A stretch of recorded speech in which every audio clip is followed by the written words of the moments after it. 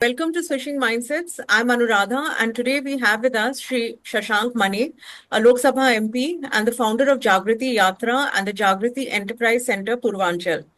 A non-profit initiative, Jagriti Yatra is a 15-day, 8,000-kilometer entrepreneurship train journey focusing on Tier 2 and Tier 3 districts of India or Middle India, building India through enterprise. The world's largest entrepreneurial train journey, the Jagriti Yatra, has been running since 2008, impacting over 7,500 youth from India and 23 countries globally. Shashank himself comes from an international and consulting background and is the author of India, A Journey Through a Healing Civilization, and the more recent Middle of Diamond India, National Renaissance Through Participation and Enterprise. तो welcome Shashank ji, thank you so much कि आप आए podcast पे। तो धन्यवाद जी। या नमस्ते। तो मैंने लिंक्डइन पे आपके साथ कनेक्ट करा जब मैंने सबसे पहले मुझे पता चला कि ऐसा कुछ है जागृति यात्रा, एंड उसके बाद मैं बस इसके बारे में ही सोच रही हूँ कि कैसे हमें पता नहीं है इसके बारे में। So, what I read is like 500 youth are selected along with mentors, and this is a specially chartered train, right? And it goes through, I'll let you tell us the details, but it goes across India, Middle India, as you say, and in the spirit of entrepreneurship. तो आप बताइए, सबसे पहले तो आप ये बताइए कि आइडिया कहाँ से आया। मैंने आपकी वो पहली बुक में थोड़ा सा पढ़ा था, बट आप बताइए कहाँ से आइडिया 1997 में जब ये हुआ था। तो देखिए, मैं पहली बार तो बहुत बहुत धन्यवाद देना चाहता हूँ कि आपने मेरा ये पॉडकास्ट लिया है। ये आइडिया का जन्म हुआ जब मैंने सोचा कि भारत के 3 भाग हैं। एक भाग है जो समृद्ध है, एक भाग है बहुत गरीब है, लेकिन एक भाग है जो कि बहुत ना तो गरीब है ना तो बहुत अमीर है, उसे मध्य भारत की परिभाषा मैंने दी है। तो मैंने सोचा कि ऐसे भारत से प्रतिभाशाली लोग अगर हम पूरे देश भर का भ्रमण कराएं तो वो अपने अपने जिलों में जाके अपने अपने तरीके से उद्यमिता से राष्ट्र का निर्माण करेंगे। और इसकी जो बीज बोई गई थी वो 1997 में थी, जब 50वीं वर्षगांठ थी भारत की, और मैं उस समय मुझे बहुत कृतज्ञ था कि भारत ने मुझे इतना दिया है। और उसके होते होते मैंने 3 महीने की एक छुट्टी ली अपनी कंपनी से और एक आज़ाद भारत रेल यात्रा का गठन किया। लेकिन उसका असली आयाम तब आया जब 7 साल बाद मैंने किताब लिखी, जिसको भारत एक स्वर्णिम यात्रा करके अभी अनुवादित किया गया है, India journey through healing civilization. और उसके बाद काफ़ी लोग प्रोत्साहित हुए और उसके बाद हमने हर साल उससे करना शुरू किया। और उसका लक्ष्य ये है कि कोई भी व्यक्ति जब अपने पर्यावरण से, अपने इन्वायरमेंट से बाहर निकलता है और एक पूरी ट्रेन में 15 दिन के लिए औरों के साथ सत्संग करके हिलता जुलता, खेलता कूदता, कुछ हद तक परिश्रम करके जाता है, तब उसके मन में कुछ अलग भावना उठती है। उसके मन में देश के प्रति प्रेम उठता है, औरों के प्रति एक सजग उठता है। तो ये यात्रा बहुत प्रभावशाली इसलिए है क्योंकि हम लोग 12 रोल मॉडल से मिलते हैं, जो 12 जगह हमारी जब यात्रा रुकती है। लेकिन सबसे प्रभावशाली जो व्यक्तित्व हम लोग चुनते हैं, जैसे इस साल हमारे पास, आपको ताज्जुब होगा, 40,000 लोगों ने आवेदन दिए हैं, उसमें 5,000 अच्छे आवेदन आए हैं, उसमें 500 लोग चुने जाएंगे। तो अगर 500 लोग पूरे देश भर से आते हैं जो कि प्रतिभाशाली हैं, तो उनके होते होते मैं समझता हूँ कि बहुत बड़ा एक जमावड़ा हो जाता है जो 15 दिन के लिए पूरे देश का भ्रमण करता है। जब वापस आता है तो हमारा ये लक्ष्य है कि वो अपने अपने तरीके से अपने अपने भारत को बनाए। मेरे ही संसदीय क्षेत्र देवरिया में मैंने उसका ही एक बहुत बड़ा केंद्र खोला है, उद्यमिता केंद्र। तो मेरा ये मानना है कि आने वाले समय में मेरे और अन्य लोगों के सौजन्य से, जो 8,000 लोग मैंने तैयार किए, उनके सौजन्य से हम 4 धाम बनाएंगे, एक देवरिया में, एक कन्याकुमारी में, एक गंजाम में और एक नागपुर में। और एक middle of diamond India institute बनाएंगे, जो मेरी अभी नई किताब आई है, middle of diamond India, national renaissance through participation in enterprise, जिसका हिंदी का अनुवाद है अमृतकाल का भारत, उद्यमिता और भागीदारी से राष्ट्र निर्माण।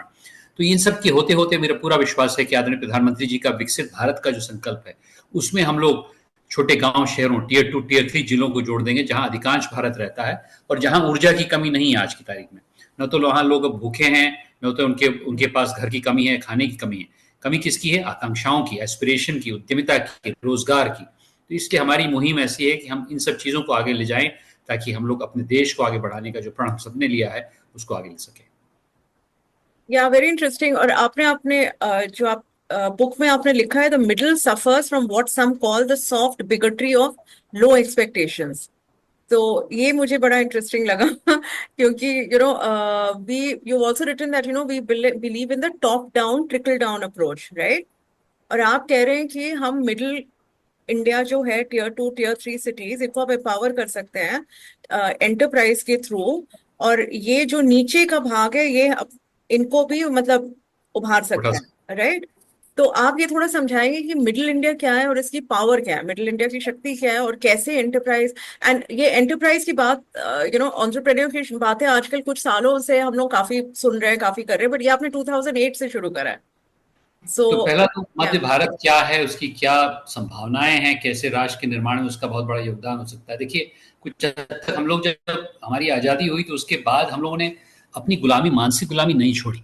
मानसिक गुलामी की वजह से हम लोग बड़े बड़े शहरों में, जो हमारे बड़े शहर हैं जैसे कि मुंबई है, कलकत्ता है, बेंगलोर है, चेन्नई है, दिल्ली है, सब ये औपनिवेशिक, सब कॉलोनियल शहर थे। इसके पहले वहां पर कोई भारतीय शहर नहीं था। मुंबई तो ब्रिटिशर ने बनाया, उसके बाद कलकत्ता ब्रिटिशर ने बनाया, चेन्नई ब्रिटिशर ने बनाया, वहां पर एक फोर्ट था जहां पर अपनी रक्षा करते थे। आक्रमण हमारा इन शहरों से हुआ। दुर्भाग्य की बात यह है कि जो असली भारत है, जो मान लीजिए देवरिया, गोरखपुर, कोयम्बटूर, एर्नाकुलम में रहता है, उसके बारे में किसी ने सोचा नहीं बहुत सालों तक आजादी के बाद। और उसकी वजह से उस वो जो मध्य भारत है, जो टीयर 2 टीयर 3 जिले हैं, जहां अधिकांश भारत रहता है, जो कि वर्नैकुलर बोलता है, हिंदी बोलता है, तमिल बोलता है, बंगाली बोलता है, उसे अपेक्षित कर दिया गया। जो अंग्रेजी झाड़ता है वही अच्छा है, जो अंग्रेजी नहीं झाड़ता है वो ठीक नहीं है। मैं धोती पहनता हूँ, अभी धोती पहन के बैठा हूँ आपके सामने, कोई मुझे धोती पहने देखेगा तो अरे भाई ये तो पंडित जी हैं, गंवार हैं, कुछ ऐसे हैं। कोई लुंगी भी या वेष्टी में चला जाता है।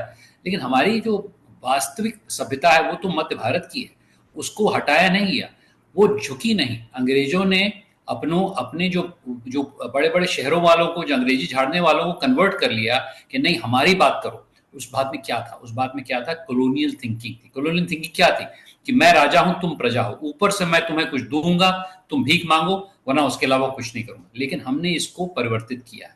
हमने ये बोला है कई सालों पहले कि मध्य भारत असली भारत है। 80 करोड़ लोग हैं, अगर 140 करोड़ लोग हैं उसमें 80 करोड़ लोग टीयर 2 टीयर 3 जिलों के हैं, जिसमें 750 जिले हैं। तो इन 750 जिले में से 240 जिले ही हैं जहां पर टीयर 2 टीयर 3 जिले बड़े जिले हैं। और इसमें जैसे मान लीजिए देवरिया आता है, कुशीनगर आता है, जो मेरे संसदीय क्षेत्र का एरिया है, लेकिन गोरखपुर भी है, टीयर 2 जिला है। कई ऐसे जिले हैं जहां पर कोविड में भी कई हमने देखा कि बहुत प्रतिभा निकली वहां से। तो इस हिसाब से हमने ये सोचा कि यदि मध्य भारत से हम असली सभ्यता को लेके आए, जिसमें हिंदी बोलने में कोई दिक्कत नहीं, तमिल बोलने में दिक्कत नहीं, बंगाली, मराठी, मलयालम, तो ऐसे लोगों को उठाया जाए जिससे जिससे जागृति यात्रा का गठन 2008 में किया। ये बात सही है, उस समय मुझे ऐसा विजन आया कि मैं 3 भारत के बारे में कल्पना की, जो मध्य भारत के बारे में, लेकिन उसको कार्यान्वित करने के लिए आज की तारीख में हमने किताब भी लिखी है। और जो आपने बोला soft bigotry of low expectation, इसमें क्या होता है कि कई लोग ऐसा समझते हैं कि अरे ये तो गांव के हैं, इनके पास तो कुछ क्षमता ही नहीं है, इनको तो हमें रोटी दाना देना चाहिए। नहीं नहीं, उनके पास बहुत क्षमता है, आपने उसको देखा नहीं है उनके जरिए से, क्योंकि आप समझते हैं कि अगर अंग्रेजी नहीं बोले तो उसके पास क्षमता नहीं है। इसलिए हम लोगों ने इसको इस शब्द का इस्तेमाल शायद एक ब्लैक राइट्स के एवज में किसी प्रेसिडेंट ने किया था यूनाइटेड स्टेट्स में। उन्होंने ये बोला था कि जो ब्लैक्स हैं उनके ऊपर भी यही चाहिए होता है कि उनमें समझते हैं कि क्षमता नहीं है तो उस पर सॉफ्ट बिगेटरी होती है ऑफ लो एक्सपेक्टेशंस। महिलाओं पे बहुत होती है, मैंने इसको महिलाओं के उसमें संदर्भ में भी कहा है। महिलाओं को समझता है दीनहीन है, अबला है। नहीं, महिला तो बहुत शक्तिशाली है। इसी तरह हर व्यक्ति जो टीयर 2 टीयर 3 जिले में है बहुत शक्तिशाली है। उसकी शक्ति का अगर हम लोग आभास नहीं करेंगे तो अधिकांश गणतंत्र आगे नहीं बढ़ पाएगा। गणतंत्र बड़े शहरों से आगे नहीं बढ़ेगा। ठीक है, बड़े शहरों को भी आगे बढ़ाना है, ऐसा नहीं कि हमें उसका विद्रोह करना है। जो हो गया सो हो गया। अब तो हम लोग एक साथ मिलकर अपने एक दूसरे के साथ मिलकर चले।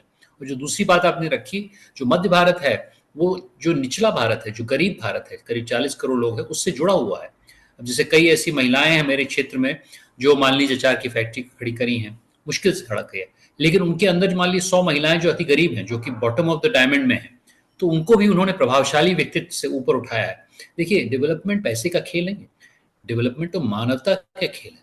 अगर एक दूसरे को आप मेंटर करेंगे, अगर साथ लेके चलेंगे, सिर्फ पैसा फेंकने से कुछ नहीं होता है। पैसा आवश्यक है, लेकिन पैसे के साथ साथ आपको उद्यमिता में आगे बढ़ाना पड़ेगा। इसीलिए मैंने और कई लोगों ने मिलकर उद्यमिता का जो नारा लगाया पिछले कई सालों से, अब प्रखर हो रहा है। पूरे देश भर में हम उद्यमिता की बात कर रहे हैं। मैं भी चाह रहा हूं कि आने वाले समय में मैं पार्लियामेंट में भी उद्यमिता बिल का प्रसार करूं। मैं चाह रहा हूं कि जो हमारी यात्रा है, जो पिछले 16 साल से चल रही है, उसका अनुकरण 5 देशों में किया गया है। उद्यमिता का प्रचार पूरे विश्व में हो रहा है भारत की वजह से। आदरणीय प्रधानमंत्री जी के नेतृत्व में विश्वकर्मा दिवस हम लोग मना रहे हैं अपने क्षेत्र में। तो कई ऐसे प्रकल्प हैं जिससे कि भारत एक ऐसा देश बन रहा है जिसमें हमारी जो कोर कॉम्पिटेंसी है वो उद्यमिता हो। इसका जो प्रखर प्रवास हम लोगों ने पिछले कई सालों में अपने देश में जागृति यात्रा और अब जागृति उद्यम केंद्र के माध्यम से किया है। तो मैं मिडिल इंडिया को थोड़ा समझना चाह रही हूँ कि how is it changing demographically. जैसे आपने कहा है कि हम सोचते हैं कि ठीक है, इनको पैसे की जरूरत है, इसकी जरूरत है, but you know what you have written that urban India now suffers from a case of, और may be suffering from a case of complacency, right? There is no drive to achieve. तो और middle India में अब उनके पास भी social media है, Facebook है, उनको अब सब स्टैंडर्ड प्रोडक्ट्स नहीं दे सकते हैं, राइट? मैंने कहीं पढ़ा था कि आजकल मतलब आईफोन भी होने चाहिए, हाँ, मतलब रिफर्बिश्ड हो, जैसे भी हो, मोटरसाइकिल भी उनको चाहिए, ब्रांडेड लगेज चाहिए। तो it you know it is changing, right? And अब उनके पास ज्यादा डिस्पोजेबल इनकम भी है। तो आप बताइए, मतलब ना, जो हम सोचते हैं कि मतलब मिडिल इंडिया कैसा है, टियर 3 सिटीज कैसे हैं, और आप जो देख रहे हैं आपकी यात्रा के दौरान और वैसे भी आपके जो काम है एज एन एमपी, तो what is middle India really today? देखिए, मिडिल इंडिया सिर्फ जीडीपी से नहीं परिभाषित हो सकता है। मिडिल इंडिया का जीडीपी परिभाषा ये है कि अगर हम देखें, मैंने किताब में भी रखा है कि करीब 6,000 $2,500 पर पर्सन का पर कैपिटा इनकम मिडिल का है, और जो ऊपर वाला भारत है उसका उससे ज्यादा है और नीचे वाला भारत उससे कम है। लेकिन सिर्फ पर कैपिटा जीडीपी से हम उसको नहीं परिभाषित कर सकते। जैसे $5,000 है पहले 200 मिलियन का, 2005 लगभग 800 मिलियन का, और 1,400 मिलियन का है। लेकिन उसी के साथ 3-4 और चीजें इसको परिभाषित करती हैं। एक तो फेथ, दूसरा फैमिली, और तीसरा कम्युनिटी। ये हम लोग को समझना पड़ेगा कि मध्य भारत में अभी भी फैमिली का बहुत बड़ा योगदान है। अधिकांश लोग जॉइंट फैमिली है, और मैंने अपनी किताब में लिखा है कि जॉइंट फैमिली कोई खराब बात नहीं है। ये तो न्यूक्लियर फैमिली की प्रथा इंडस्ट्रियलाइजेशन से आई थी, और आज की तारीख में वेस्ट भी उससे बहुत चिंतित है।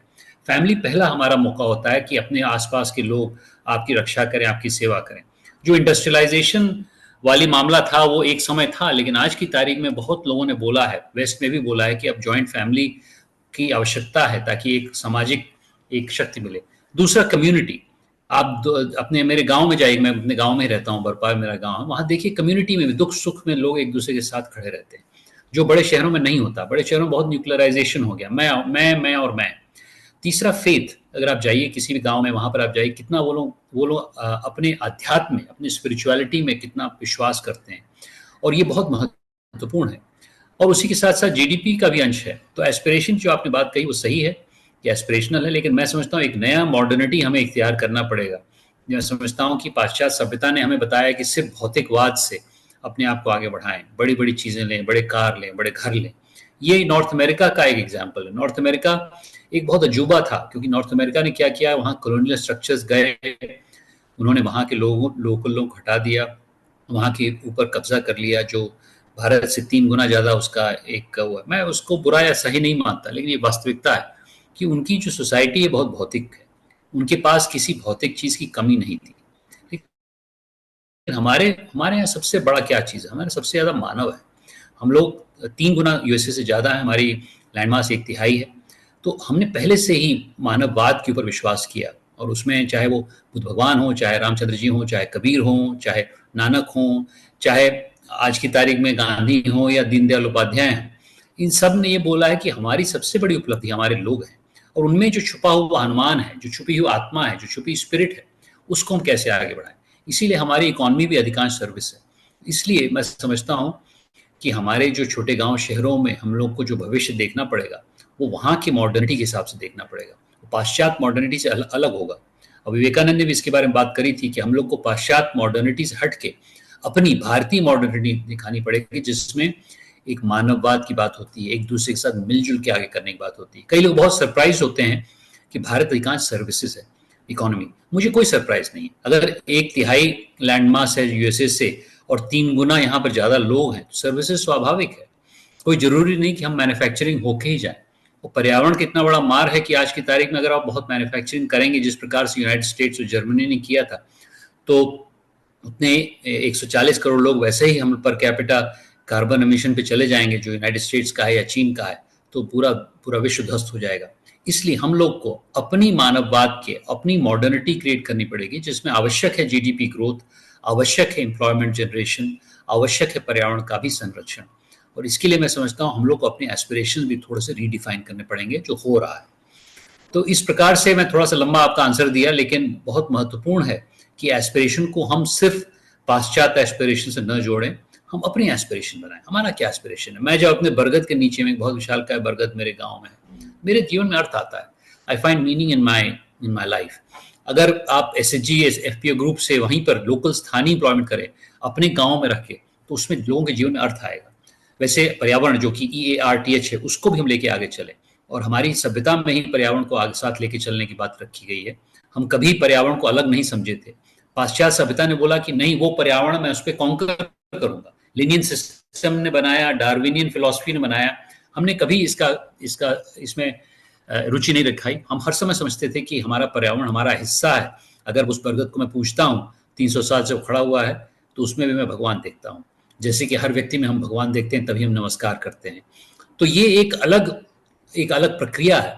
मैं पाश्चात्य सभ्यता को क्रिटिसाइज करना चाहता नहीं, मैं अपनी सभ्यता को बढ़ाना चाहता हूँ। हम क्या कर रहे हैं, हमने कैसे अपने भारत को आगे बढ़ाने का संकल्प लिया, और लोग करें तो करें, लेकिन हमारा पाथ अलग हो, हमारा रास्ता अलग हो, ताकि आने वाले समय में विकसित भारत भी बने और पर्यावरण को भी नाश ना हो।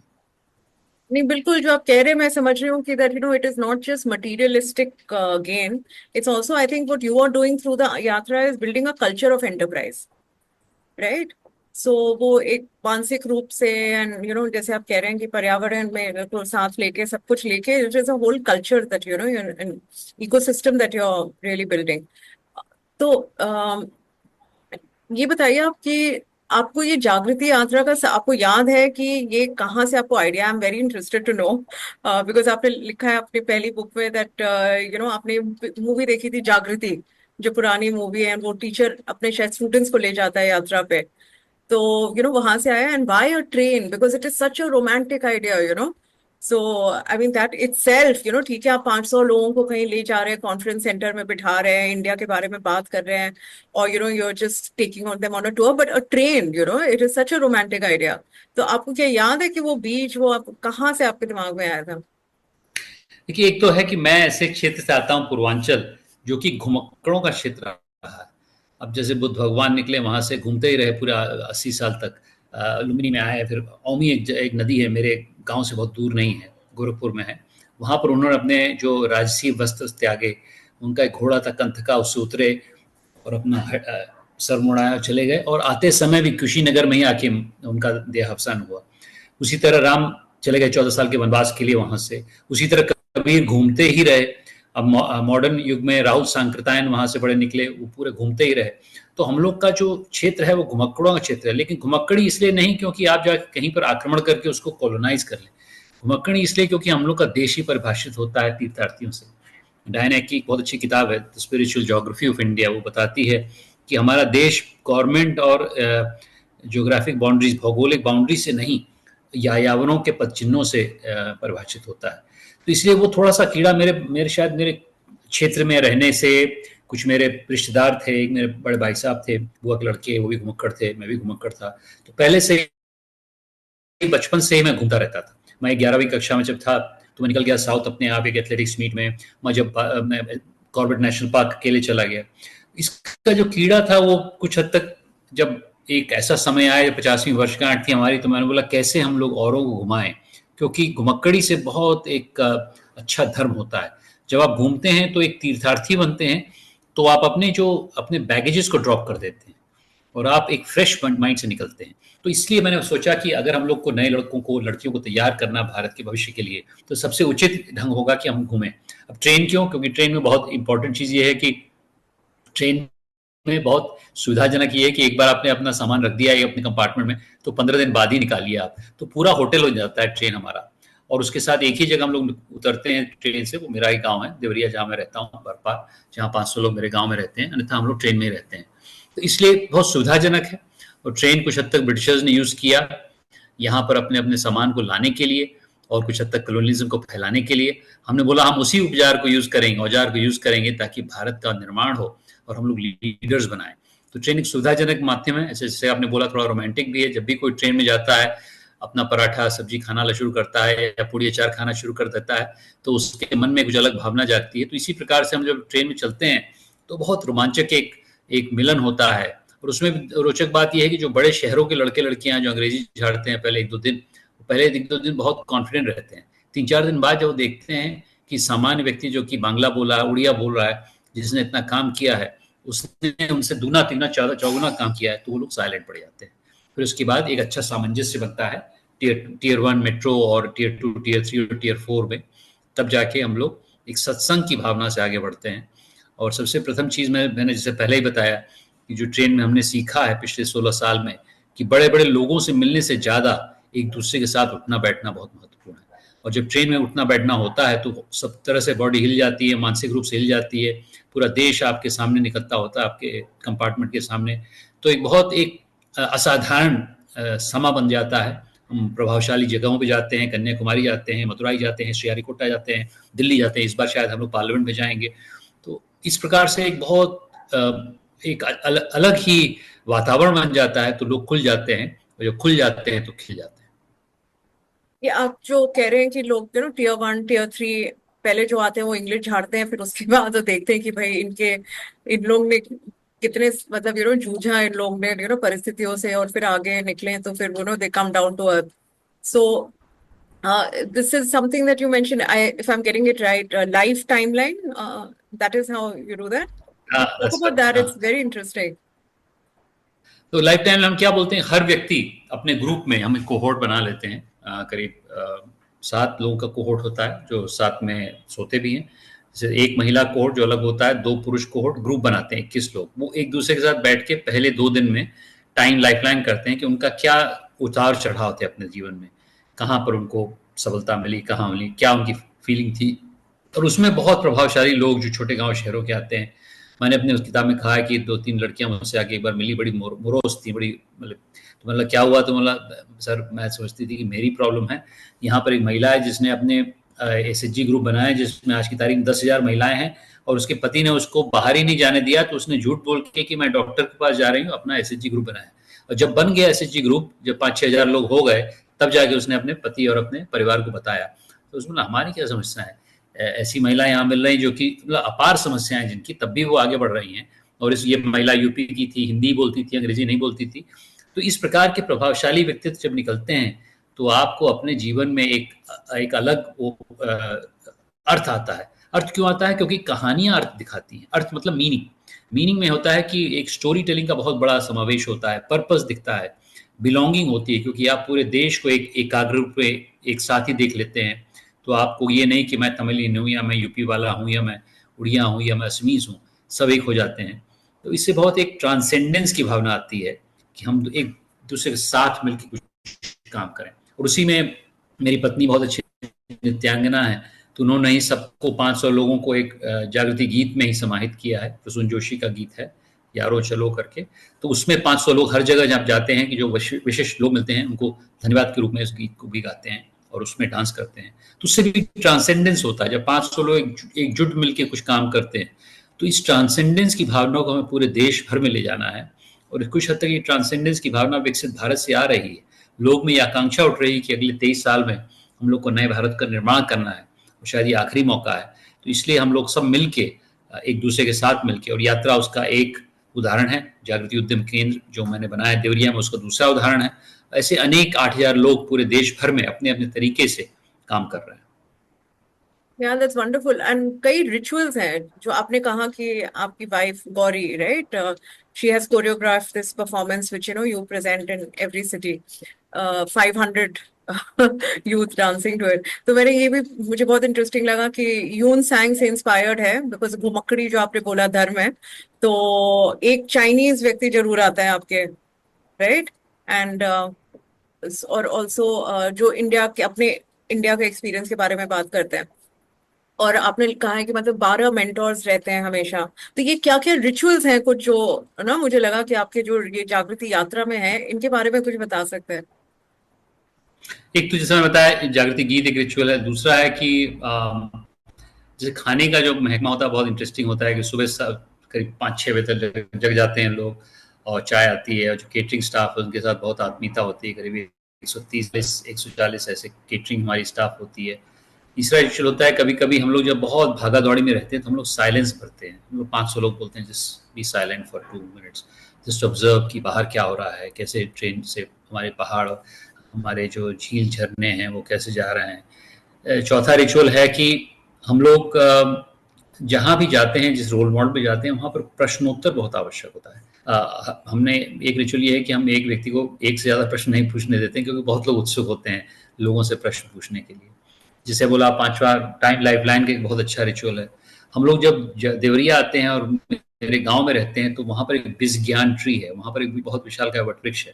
उसी के उपलक्ष्य में हमने वहाँ पर बिजनेस ज्ञान ट्री, और वहाँ पर हम एक बहुत अच्छा प्रयोजन करते हैं कि बिजनेस प्लानिंग करते हैं, और इन्हीं सब टीम्स को 10-10 के टोलियों में 10-15 गांव हैं वहाँ भेजते हैं, ताकि उनको ऑब्जर्व कर रहे हैं। वो बड़ा अच्छा रिचुअल है। कई ऐसे लोग हैं, जैसे गांधी आश्रम में हम जाते हैं, तो गांधी आश्रम में जब हम लोग टहलते हैं तो वहाँ पर साइलेंस होता है, वहाँ पर हम लोग समझते हैं, बूझते हैं। उसके बाद ईडीआई में जाते हैं, जहाँ पर हमारा एक फेयरवेल सेरेमनी होती है। हमारा फ्लैग ऑफ जो कि 16 तारीख को होगा इस बार, बहुत बड़ा रिचुअल है, क्योंकि उसमें भी बहुत अच्छा एक सांस्कृतिक सम्मेलन होता है। 500 लोग उसी समय आए होते हैं, तो उनको भी एकदम तुरंत हम लोग को ट्रेन करके ट्रेन में बैठाना है, तो वो भी बहुत बड़ा रिचुअल है। तो कई ऐसी छोटी बड़ी चीजें हैं जिससे कि यात्रा अपने आप हो जाती है। एक और रिचुअल ये है कि 30 लोग जो पिछली यात्रा के हैं, इंडियन रूट क्लब, वो 1 महीने पहले आ जाते हैं। तो हमारा मॉडल बड़ा तैयार हो गया कि उनका एक्सपीरियंस रहा है, वो कुछ करना चाहते हैं पर्दे के पीछे से। तो कोई केटरिंग स्टाफ में है, तो कोई क्लीनिंग स्टाफ में है, तो कोई दिशा टीम में है, क्योंकि 500 लोगों को उतारना चढ़ाना वही एक रिचुअल होता है। गाड़ी से जस्ट 20 मिनट में उतार के बस में ले जाना, बस की हेड काउंट करवाना, उसको आगे बढ़वाना, ताकि कोई पीछे न छूटे।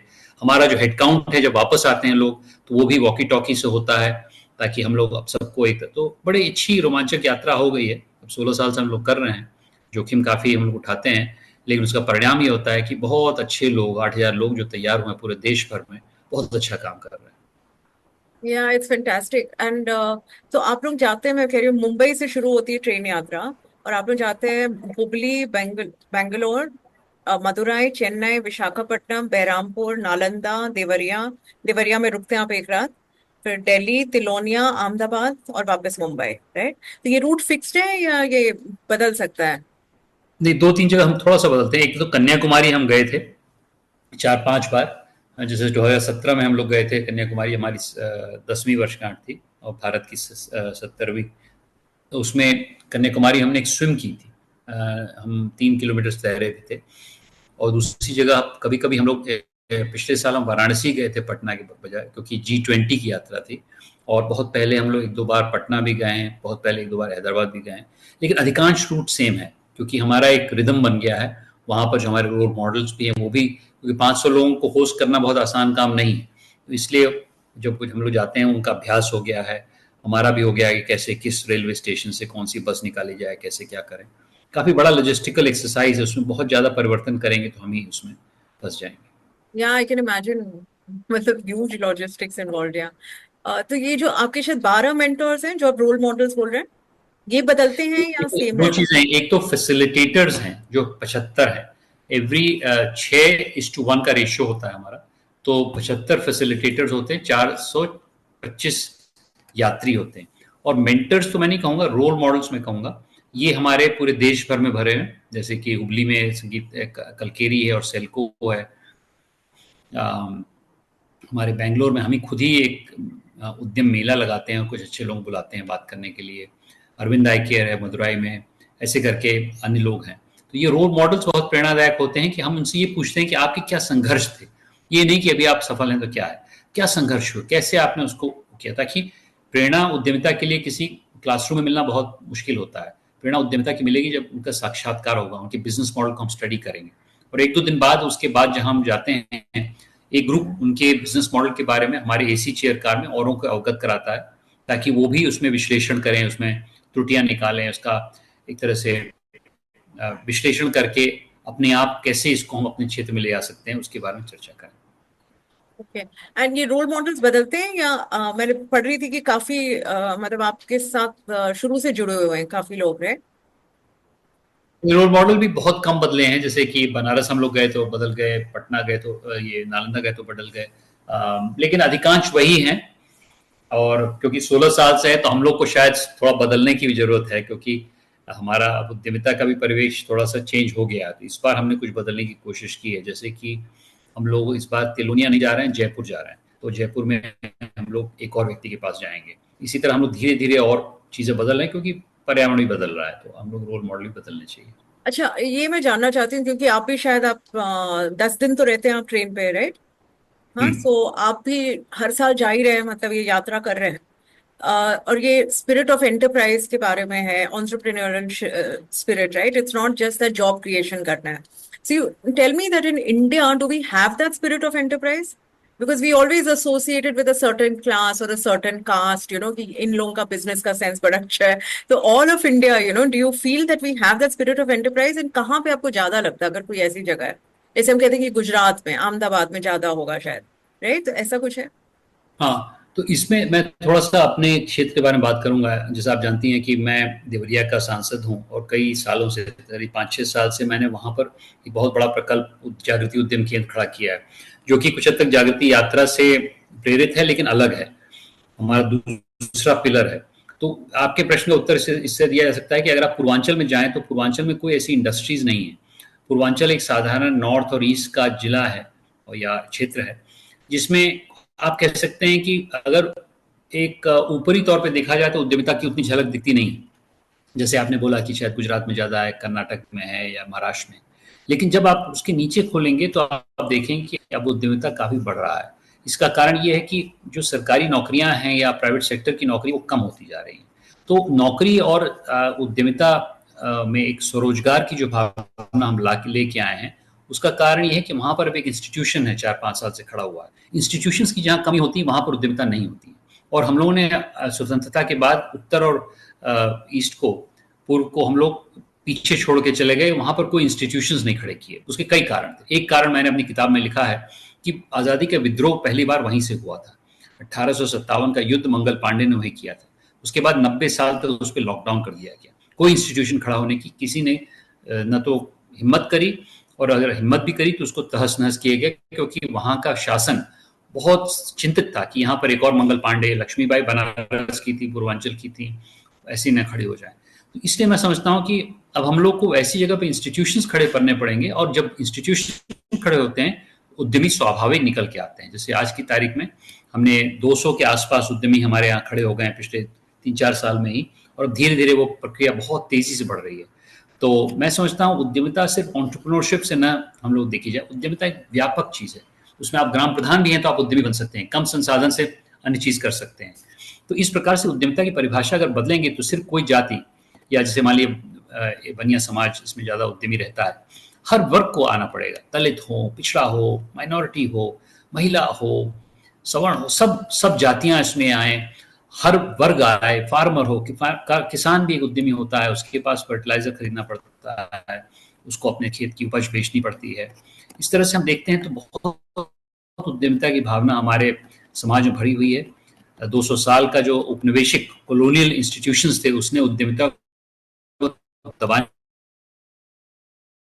की कोशिश की, क्योंकि उससे आते थे हमें नौकर बना, नौकरी का उन्होंने कर लिया। तो इसलिए मैं समझता हूँ कि अब समय आ गया है कि उद्यमिता का प्रखर हम लोग ऊपर ले जाएं, और मैं समझता हूँ कि जागृति यात्रा और जागृति उद्यम केंद्र उसका एक अच्छा उदाहरण है। जी बिल्कुल, मैं देखती हूँ आपने जो लिंक्डइन में, आजकल मैं आपको फॉलो कर रही हूँ तो मैं देख रही हूँ पूर्वांचल सेंटर का आप काफी डालते रहते हैं। तो वहां पे भी काफी बिजनेस आइडियाज हैं, काफी कुछ हो रहा है। और आपने बुक में भी लिखा है, जैसे एक लड़की है, नाम मैं भूल रही हूँ, उसने ज्वेलरी ब्रांड शुरू कर दिया था छोटे शहर से, and then she tied up with somebody in Mumbai and it became a big brand. So yeah, like I think we do have that spirit of enterprise. सो थोड़ा जागृति यात्रा के एप्लीकेशन प्रोसेस के बारे में मैं देख रही थी कि आप एजुकेशन क्वालिफिकेशंस नहीं पूछते हैं। सो एंड औरतों के लिए भी आप, लाइक महिलाओं के लिए आपने कुछ एक तरह से मतलब कर दिया कि आई थिंक 40% और something you want women participation as well. So थोड़ा एप्लीकेशन प्रोसेस के बारे में बताएंगे। और एक चीज और मुझे पूछना था, so since this is spirit of enterprise, तो आप ये इनमें ये मतलब ये जागरूक करते हैं कि भाई ठीक है, this is something, this is a path we can take, और इज इट दैट ये आइडिया लेके आते हैं एंड दे एक्सपेक्ट कि भाई हमारे अगर जो आइडिया अगर सिलेक्ट हो गया तो हमें फंडिंग मिलेगी? What is the process really? तो देखिए, पहले तो हम लोग एजुकेशन क्वालिफिकेशन इसलिए छोड़ते हैं क्योंकि मेरे हिसाब से एजुकेशन और उद्यमिता में बहुत तालमेल नहीं है। मैं आईआईटी दिल्ली का छात्र रहा हूँ, बीटेक हूँ, मैंने अच्छी पढ़ाई की है, लेकिन मुझे नहीं लगता है कि मुझे कोई ऐसी चीज़ सिखाई गई जो उद्यमिता में मुझे बहुत वो करे। उद्यमिता कुछ हद तक हर वर्ग से आ सकती है। पढ़ाई लिखाई वाले आईटी में बहुत मेरे दोस्त हैं जो कि बड़ी बड़ी कंपनियां खड़े कर चुके हैं, लेकिन मैं समझता हूँ कि एक गांव का साधारण व्यक्ति भी उद्यमी हो सकता है, ये हमारी मनोभावना है। तो अगर आप एजुकेटेड हैं बहुत ही अच्छा, लेकिन अगर अनएजुकेटेड भी हैं तो एक तो ये है। लेकिन हमने उसमें 5 सवाल रखे हैं कि आपका रोल मॉडल कौन है, आपने देश के लिए क्या किया है, आप उद्यमिता से क्या करना चाहते हैं, आप ट्रेन यात्रा के बाद क्या करेंगे, एटसेट्रा। ऐसे 5 सवाल हैं। तो उसको इस बार हम लोगों ने थोड़ा सा उसको आधुनिकरण किया है। उसको हम लोगों ने एक इंटरव्यू के माध्यम से भी लिया है ताकि हर व्यक्ति का इंटरव्यू हो जाए। पहले हम सिर्फ फैसिलिटेटर्स का इंटरव्यू करते थे, अब हम लोग इंटरव्यू सबका कर रहे हैं, तो उससे बहुत अच्छा अनुकरण हो जाता है।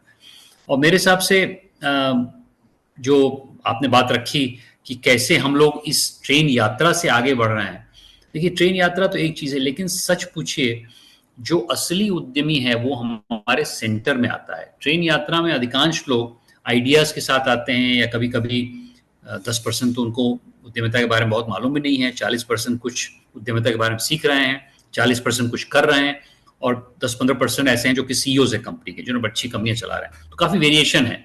5-10% ऐसे भी होते हैं जिनको मालूम है कुछ है लेकिन कुछ ज़्यादा नहीं। लेकिन जो उद्यम केंद्र हमने बनाया वहाँ पर हम लोग अच्छी आइडियाज़ का वो कर रहे हैं। बल्कि मैं ये कहना चाहता हूँ कि अभी हमारे 7 जिलों में देवरिया के आसपास, जिसमें गोरखपुर, कुशीनगर, संत कबीर नगर, महाराजगंज, मऊ, बलिया है, इसमें से हम लोग आवेदन ले रहे हैं जिसमें उद्यमी अपने आइडियाज़ लेके आए, उनको हम लोग पूरी तरह इंक्यूबेट करते हैं। हालांकि उसी जिलों के हैं, 7 जिलों के हैं, और उससे हम लोग ऐसे इस प्रकार के प्रकल्प हम पूरे देश भर में ले जाना चाहते हैं ताकि जहां पर हमें उनको एक्टिव इंक्यूबेशन में एक इनपुट मिले। और दूसरी चीज़ मैं कहना चाहूँगा, जो हमारा उद्यम केंद्र है, जागृति उद्यम केंद्र, उसमें हम लोग इनोवेशन पे भी बात करते हैं, नवाचार। मेरा ये मानना है कि उद्यमिता का मतलब ये सिर्फ नहीं है कि आप सिर्फ इंक्यूबेशन करें, इनोवेशन भी आवश्यकता है और इंस्पिरेशन भी आवश्यकता है। इंस्पिरेशन यात्रा से, इंक्यूबेशन जो हम कर रहे हैं, और इनोवेशन हमने 7 सब्जेक्ट चूज किए हैं, जिसमें महिला भी है, जिसमें डिजिटल है, एग्रो प्रोसेसिंग है, एपरल हैंडीक्राफ्ट है, हेल्थ है, शहरीकरण है, और बायो रीजनल है, ताकि हम लोग अपने क्षेत्र में एक प्रोडक्टिविटी इंप्रूवमेंट के माध्यम से देश को आगे बढ़ाएं। अन्यथा क्या हो रहा है कि देश अन्य लोगों की आइडियाज का गुलाम हो जा रहा है। हमारी ओरिजिनल आइडियाज भी आनी चाहिए, इसका भी मेरी पूरी चेष्टा है कि इनोवेशन भी हम करें। Yeah, that's fantastic. आप बताइए आपको क्या मोटिवेट कर रहा है, after say so many years, is there like an end goal कि this is what I want to do? Because मैं देख रही हूँ कि it's not like मैं अभी भी इस तरह से सोच रही हूँ कि अच्छा ठीक है, एक यात्रा हो गया, इतने enterprises बन गए, I'm thinking like that, but I realize that it is more than that. You're building a culture, right? So it's a very idealistic vision. So am I right? Is that what it is? Is this for you? Is this just a passion for, doing something that you love, or what is it for you? I think it starts with कि मैं चाह रहा हूँ कि भारत माता की सेवा हम लोग करें, और मैं अब वानप्रस्थ आश्रम में हूँ।